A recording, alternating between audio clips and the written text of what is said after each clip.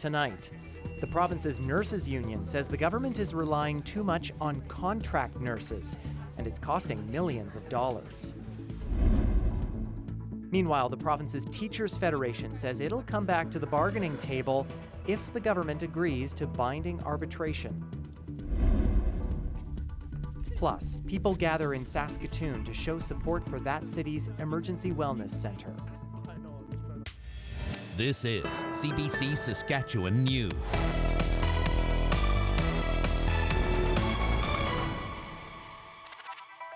It is Thursday, March 14th, and the CBC Saskatchewan News starts right now. I'm Ethan Williams, in for Sam McCagg. Thanks for joining us tonight. Working conditions and contract nurses continues to be complaints from healthcare workers in our province, and this week it was also a focus of debate at the legislature. Alexander Kwan has more. The opportunity is there, and certainly the money is there because they're spending it now. $70 million. That's how much the Saskatchewan Union of Nurses says the province will be spending on contract nurses by the end of this fiscal year. In the legislature on Monday, the government did not deny the claim, and Health Minister Everett Hindley defended their use. Here in Saskatchewan, as with other provinces and territories, there is a utilization of contract nurses when necessary in order to either keep facilities open or to fill shifts. Hindley says the contracts are a temporary solution. The president of SUN disagrees.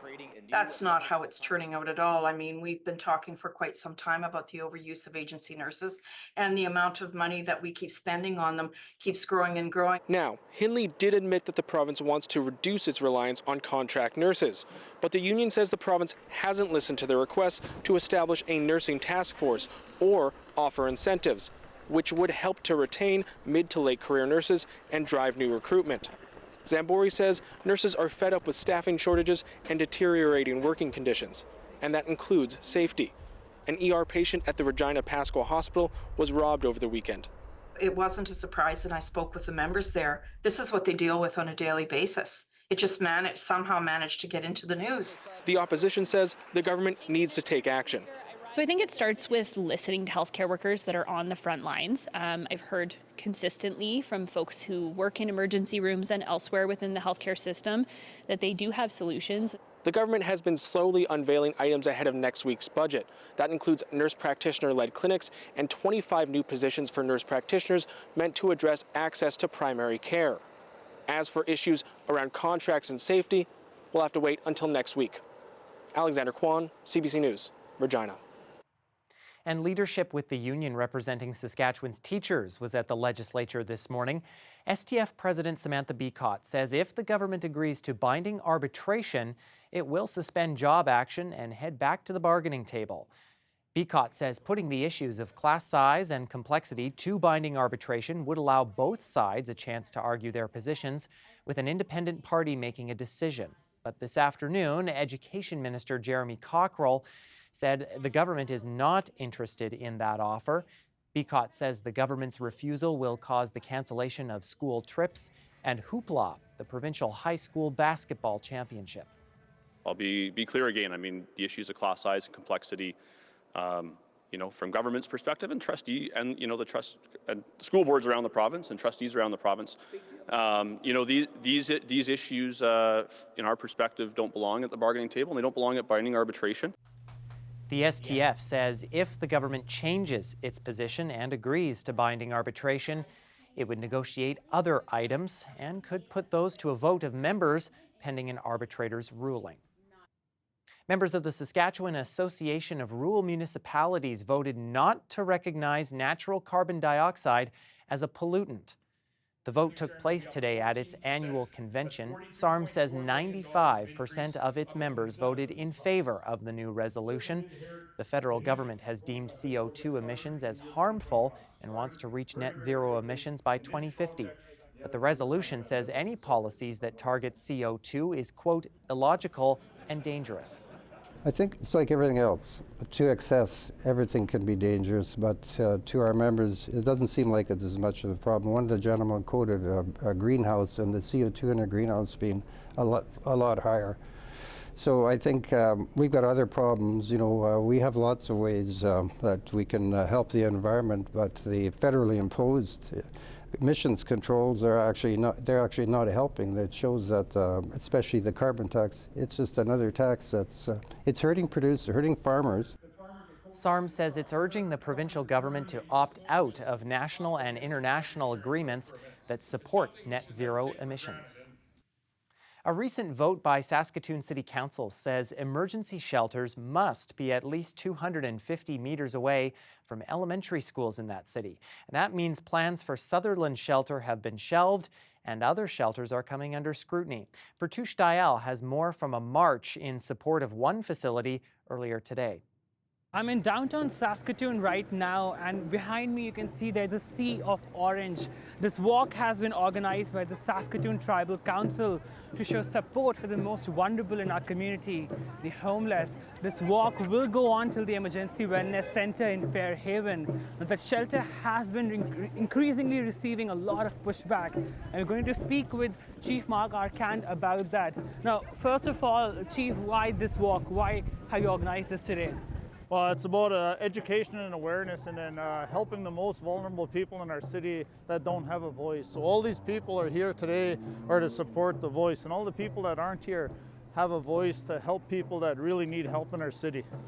Now, we also know that, more than 1,000 people have signed an online petition asking for that emergency wellness center to be relocated, citing concerns of safety and increased crime. What do you make of that? Well, I support their decision and their concerns about increased crime in the neighborhood, but they've got to have justification to say it's actually coming from the emergency wellness center, because we have 10 families right there with 30 kids right now as of today. So it's not those kids that are actually committing the crimes or the elderly people that are on oxygen tanks that are living there. It's the people that have addictions issues and mental health issues that are committing those crimes. The councillor representing that ward says the frustration are understandable, but shelters are needed and they should stay. Wouldn't it be great if we had a great big baseball game in the park outside that shelter and everybody from the neighborhood came and we had a barbecue and we could all get together and we could talk to each other and realize that everybody is human and everybody has a place in our community. 1,000 people signed an online petition asking the shelter to be relocated. We wanted to speak with them, but nobody was present at the walk or responded to our request. Experts are telling us that we need more shelter beds, we need more housing, and they're encouraging and urging people to think about it, that rising homelessness in our city is a community problem that we all need to deal with. Vertush Dayal, CBC News, Saskatoon. Well, food insecurity is not just a big city problem. Small towns are also pleading for donations. And Wolseley, east of Regina, says it's never seen so many working families using its food bank as the price of food, gas, and rent keep rising. The amount of food that we have on the shelf right now at the St. James United Church, if the family of 8 came in today, it'd be like Mother Hubbard's cupboard, so it'd be bare. So yeah, we're down on food. We're down on cash. A town of 850 people is competing to be named Kraft Hockeyville this weekend, hoping to use the event and potential prize money to help fill the food bank's cupboards. Almost 1 in 5 people in Saskatchewan are at risk of going hungry, according to Statistics Canada. And Food Bank Saskatchewan says that number is climbing rapidly in every single community. The federal government is spending money to boost production of rare earth elements in Saskatchewan. $6 million will support the Saskatchewan Research Council at its rare earth processing facility. That's on top of the $71 million initially invested by the province. Ottawa says this money will help establish Saskatchewan as a rare earth hub and build a green prairie economy. This is an important investment, not just for Saskatchewan and not just for Saskatoon, but for the entire country. We feel that this is the sort of partnerships that we strive for, and will continue working collaboratively with the province and the municipality. That is our mantra. That is our mantra, is that we use technology to be able to reduce the costs so that we can be competitive. And at the same time, the other mantra is this will be the most environmentally sustainable plant in the world. These types of plants utilize vast quantities of water and chemicals. This will not emit one single drop. The CEO of the Research Council says everything will be recycled and reused in the new plant. It's expected to start operation by the end of this year. Now, the money for this new project comes a year after the federal government invested in a private rare earth mining company. Vital Metals shut down its Saskatoon facility due to rising costs and declared bankruptcy in September of 2023. Well, the skies may have stayed gray today, but it was still a nice day for a walk with the dog in Saskatoon. And things are warming up enough that we're seeing some waterways flowing again. More melting is in store, and so is some snow, some rain, some wind. Riley Lachuk has a bit of everything in your forecast when we come back.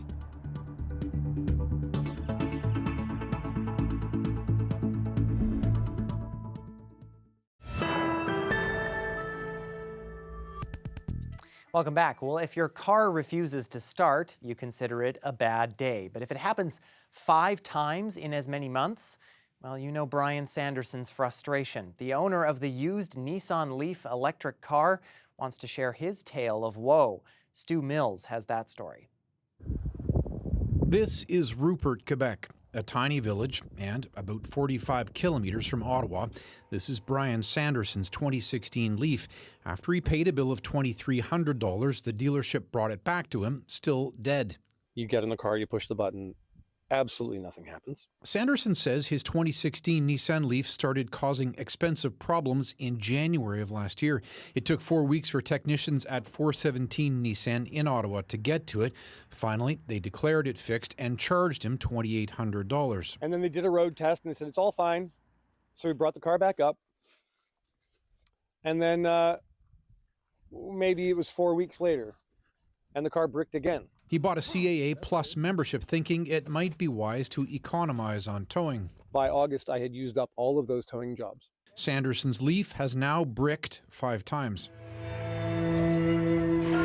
That's a problem because his Juno Award-winning band Esmerine is often on the road, often touring Europe, and his family back at home needs a reliable car. They're in bad position from the way they're being treated from Nissan. You don't have to go far to find someone in a similar situation. This Ottawa IT professional no longer gets the range he needs from his 2016 Leaf. Nissan has no batteries available, so he's put the car up for sale. I feel that Nissan has let their client go.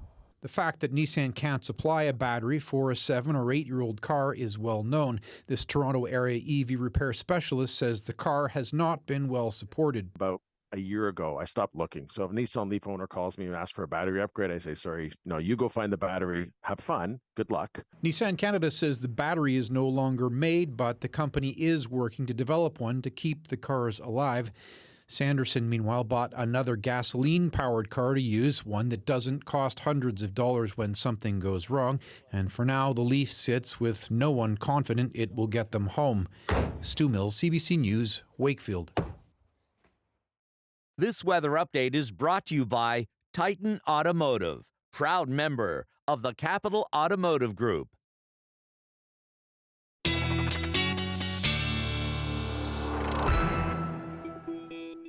Well, the clouds still hanging on in Regina and southern Saskatchewan tonight, as you can see outside of our tower cam in Regina. We were hoping for a little bit of that sun today, but our weather specialist, Riley Lachuk, joining us now. And Riley, the slush out there tells me that we were on the plus side for temperatures today again. Yeah, Ethan, on the plus side for temperatures, in fact, seeing some pretty warm temperatures through parts of western Saskatchewan. Quick look at your daytime highs from today. So, yeah, under that cloud cover, only getting to about 1 degree or so, even the freezing mark through Broadview.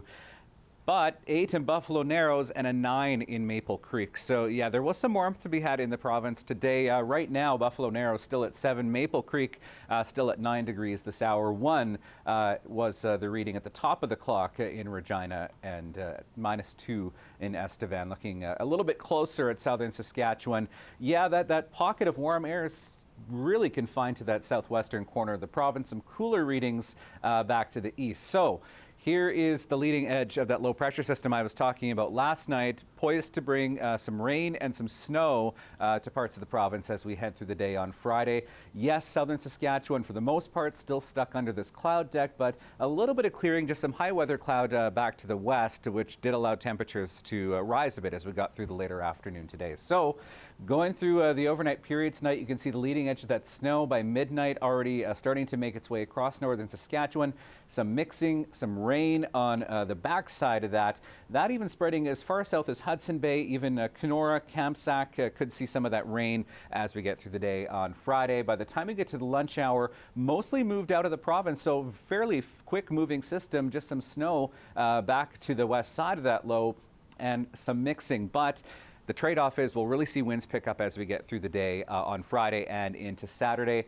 We still see some scattered flurries even as we get through the later part of Saturday. In terms of rainfall accumulation, most of this falling is snow, but if this were rain, looking at about 3 to 5 millimeters in that northeastern corner of the province.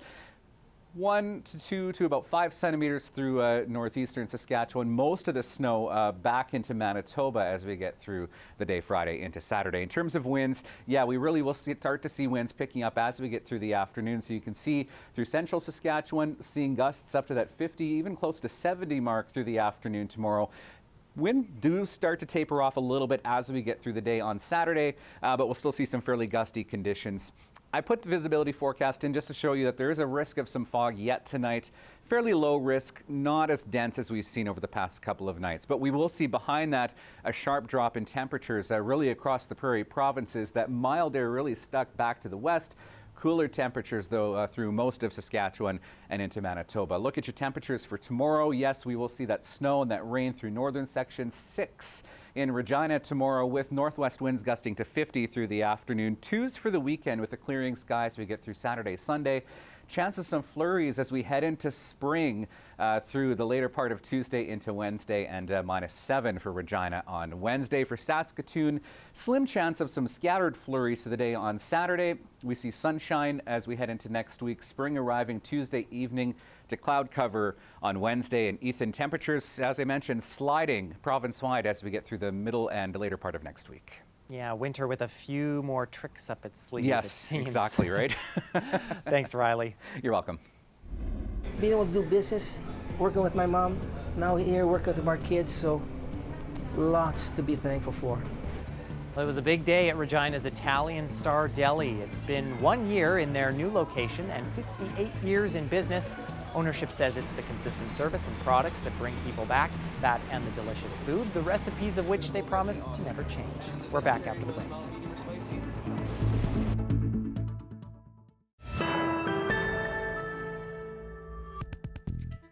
Disability is often talked about in medical terms and as something happening to you.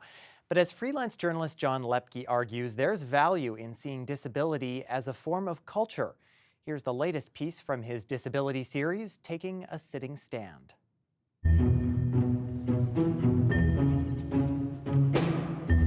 I need you to see disability as a culture, not in medical terms, not as a state of oppression, but through the lens of our history, our people, and our traditions. And now us, you can come along too.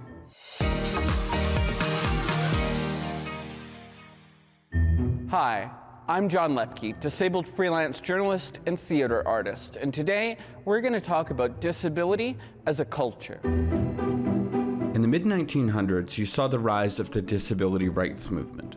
It largely focused on accessibility and moving disabled people from institutions to living in the wider community.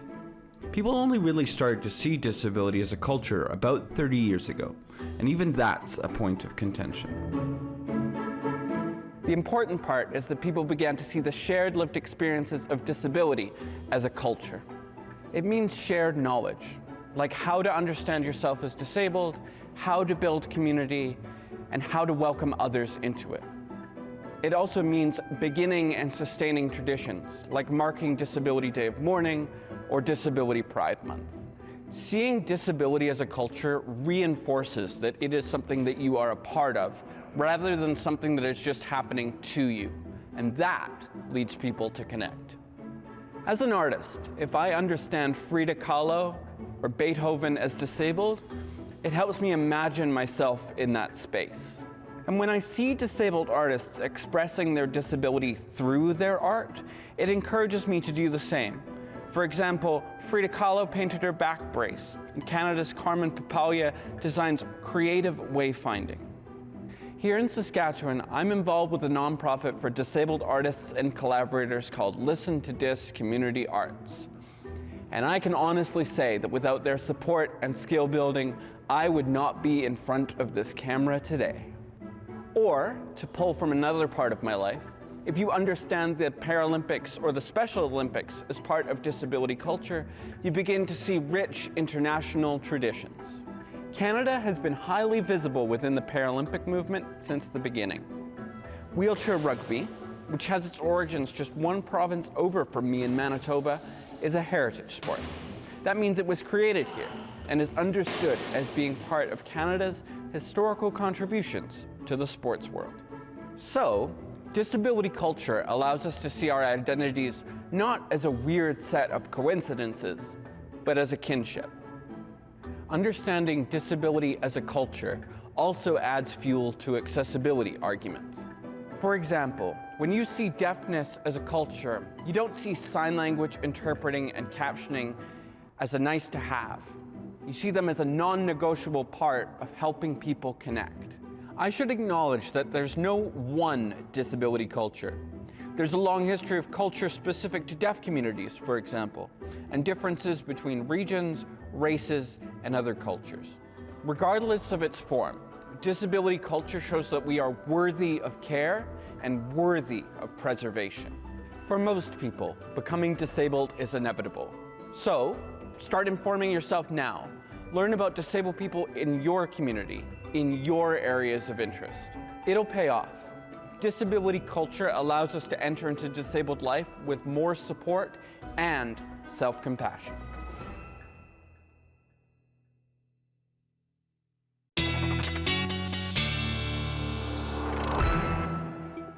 And Riley is back with one last look at our forecast. Thanks, Ethan. Yeah, some parts of the province, as I mentioned, in for a bit of a messy day tomorrow. For southern parts of the province, though, it's more the story of the wind. So overnight tonight, -2 in Regina. We'll see southwest winds at 15 overnight with partly cloudy skies, but cloud starts to build in once again as we get into the morning. 0 first thing in the morning. Southwest winds at 20, and we'll see those winds really picking up as we get into the afternoon hours tomorrow. For Saskatoon, mainly cloudy tonight, -1. Southwest winds at 10, and yes, we will see those winds picking up again. Southwest winds at 20 by the time we start today, but increasing to 30, gusting 50 by the time we get to the afternoon. All right, we'll be looking out for those. Thanks so much, Riley. You're welcome. And before we leave you, the supersonic Concorde jet may no longer be soaring the skies, but one of them took a trip by water today to appear in New York City. The retired aircraft was transported by barge back to the Intrepid Museum after a major 7-month restoration. This particular Concorde holds the record for the fastest transatlantic crossing by a passenger plane, 2 hours and 52 minutes to be exact, from London's Heathrow Airport to JFK. The iconic needle-nosed aircraft is the only supersonic commercial jet that ever flew. The public will once again have a chance to view it starting April 4th. And that is it for us tonight. For news anytime, you can head to cbc.ca/Sask, subscribe to the CBC Saskatchewan YouTube channel, or download the CBC News app. Thanks so much for watching. Have a great night.